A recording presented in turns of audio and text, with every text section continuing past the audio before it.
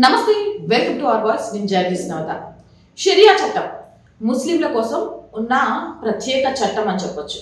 ఈ చట్టంతో చాలా మంది అవస్థలు పడుతున్నా, ముఖ్యంగా మహిళలు అవస్థ పడుతున్నా, భారతదేశంలోని పౌరులందరికీ ఒకటే చట్టం ఉండాలి అని ఒక పక్క నుంచి కేంద్ర ప్రభుత్వం మొత్తుకుంటున్నా, ఇక అందరికీ ఒకటే చట్టం ఉండకూడదు, అది ఎలా షరియా చట్టం మీద కక్షగట్టే, ముస్లింల మీద కక్షగట్టే కావాలని కేంద్ర ప్రభుత్వం ఇలా చేస్తుంది అంటూ విపక్ష ప్రతిపక్షాలు రాద్ధాంతం చేసి మండిపడుతున్నాయి. కానీ ఇప్పుడు ఒక ముస్లిం మహిళ బయటకు వచ్చి, బాబు నాకు షరియా చట్టం నుంచి మినహాయింపు కలిగించండి, నన్ను భారత చట్టంలోకి తీసుకోండి, నాకు విముక్తిని ఇవ్వండి అంటూ ఏకంగా సుప్రీంకోర్టుని ఆశ్రయించింది.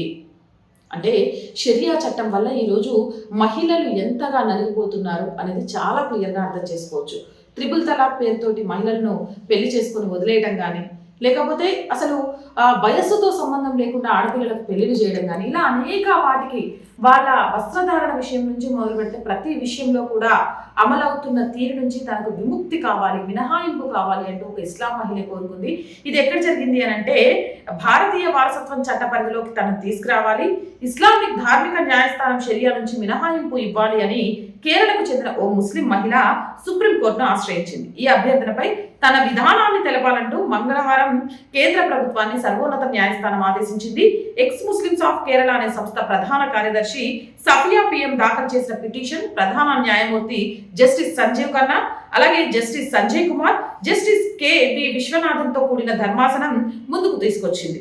అలాగే దీనిపై సమాధానం తెలపడానికి కేంద్రం ప్రభుత్వానికి 4 వారాల సమయం ఇచ్చింది. ఈ పిటిషన్ ఆసక్తికరమైన ప్రశ్నలు లేవనెత్తింది. సోలిసిటర్ జనరల్ తుషార్ మెహతా అన్నారు, పిటిషన్ దాఖలు చేసిన మహిళ జన్మత ముస్లిం, ఆమెకు షరియా చట్టం పట్ల విశ్వాసం లేదు, అదో తిరోగామి న్యాయం అని ఆమె నమ్మకం అని ఆయన తెలిపారు. ఇది ఒక మతవర్గం మొత్తానికి సంబంధించిన విషయం, దీనిపై మీరు వెంటనే కౌంటర్ అఫిడవిట్ దాఖలు చేయాలని ధర్మాసనాన్ని సోలిసిటర్ జనరల్ కోరారు. ప్రధాన ధర్మాసనానికి సంబంధించిన ప్రధాన న్యాయమూర్తి సోలిసిటర్ జనరల్ తుషార్ మెహతా కూడా దీని మీద స్పందించారు. తను పుట్టిందే ఇస్లాంలో, పెరిగింది ఇస్లాంలో, కానీ ఇస్లాంలో షరియా చట్టం అనేది ఒక పురోగతికి సంబంధించింది. ఆవిడ తీసుకున్న నిర్ణయం, లేకపోతే ఆవిడ అడుగుతున్నది ఒక వ్యక్తిగత తీర్పు కాదు, ఒక వ్యవస్థకు సంబంధించిన తీర్పు. ఈ నేపథ్యంలో ఇలాంటి తీర్పు ఇవ్వాలి అంటే కేంద్ర ప్రభుత్వానికి 4 వారాల గడువిచ్చి పూర్తిగా దీనికి సంబంధించిన ఏమంటారు అంశాలను పరిగణలోకి తీసుకొని ఏం చేయాలి, దీనికి సంబంధించి దానికి సంబంధించి దాఖలు చేయమని చెప్పారు. ఈ రోజు ఇప్పుడు ఈ వీడియో చూసిన తర్వాత సెక్యులర్లు, కుహానా మేధావులు, షరియా చట్టం గురించి మాట్లాడుతున్న వాళ్ళు, అలాగే దేశం మొత్తం ఒకటే చట్టం ఉండకూడదు అనే వాళ్ళు ఏం సమాధానం చెప్తారో చెప్పాలి. చైతన్యం మొదలైంది బాస్. ఏది వాస్తవం, ఏది తమకు మేలు, ఏది తమకు కేడు చేస్తోంది, అసలు మేము మా మతం అని చెప్పుకోవడానికంటే మేము భారతీయులం అని చెప్పుకోవడానికి గర్వించే రోజులు భారతదేశంలో మొదలయ్యాయి. అలాగే మహిళలు తిరగబడితే రాజ్యాలే కూలిపోతాయి. మహిళల ఏడుపుతోటి ఎంత గొప్పవాడైనా సర్వనాశనం అయిపోతాడు, అది అందరికీ తెలిసిందే. ఈరోజు ఒక మహిళ కన్నీరు సుప్రీంకోర్టును ఆశ్రయించింది. ముందు ఇలాంటి మహిళలు ఎంతమంది వస్తారో, షరియా చట్టం మీద ఎలాంటి తీర్పు వస్తుంది అనేది అందరూ ఆసక్తిగా ఎదురు చూస్తున్నారు. మరి మీరేమనుకుంటున్నారు?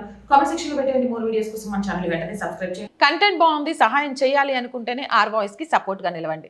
సపోర్ట్ చేయాలి అనుకునే వారు సబ్స్క్రిప్షన్ పక్కనే జాయిన్ అనే బటన్ ఉంది. 1 to 5 లెవెల్స్ ఉన్న ఏదో ఒక లెవెల్లో సపోర్ట్ చేయండి. అలాగే స్క్రీన్ మీద గూగుల్ పే, ఫోన్ పేతో పాటు అకౌంట్ డీటెయిల్స్ కూడా ఉన్నాయి. మీకు తోచిన సాయం చేయడం ద్వారా ఈ ఛానల్ని నిలబెట్టాలి అనే ఒక మధ్యతరగతి అమ్మాయికలకు సహకారం అందించిన వాళ్ళు అవుతారు. అలాగే వ్యాపార ప్రకటనల కోసం 8328500576 నెంబర్ని సంప్రదించండి. అలాగే ప్రజా సమస్య ఏదైనా మీ గొంతుకను మా గొంతుకుగా వినిపిస్తాం. 8328500576 నెంబర్కి వాట్సాప్ ద్వారా సమస్యలు తెలియజేయండి. జై హింద్, జై భారత్.